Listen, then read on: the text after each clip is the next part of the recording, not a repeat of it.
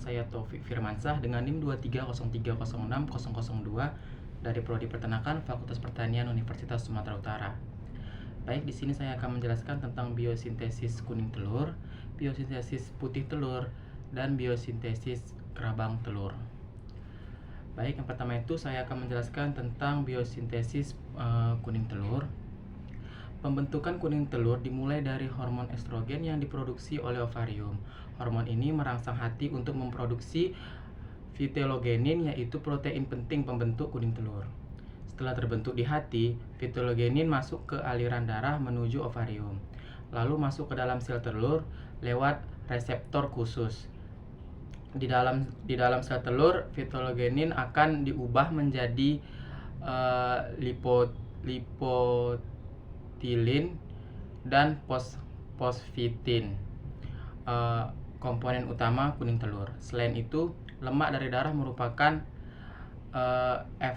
FLDL juga ikut masuk ke dalam sel telur. Protein dan lemak merusak pembentuk lapisan-lapisan kuning telur. Warna kuningnya berasal dari pigmen sitosit yang dapat dari pakan.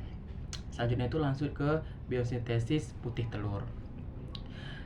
Setelah kuning telur matang, terjadi ovulasi dan kuning telur masuk ke saluran reproduksi. Dimulai dari infundibulum, lalu telur masuk ke bagian magnum, tempat utama pembentukannya putih telur.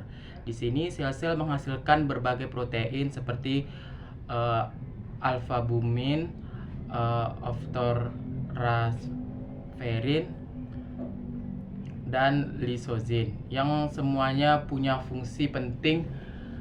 Protein yang membentuk lapisan-lapisan putih telur dari yang kental hingga encer, dan juga struktur yang disebut chain-laza, semacam tali yang menjaga posisi kuning telur tetap di tengah.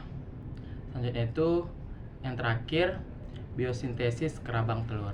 Selain putih telur, terbentuk telur dalam isthmus, tempat terbentuknya dua lapisan membran kerabang. Kemudian telur bergerak ke uterus atau kelenjar kerabang. Disinilah terjadi proses pengendapan kalsium yang membentuk kerabang keras.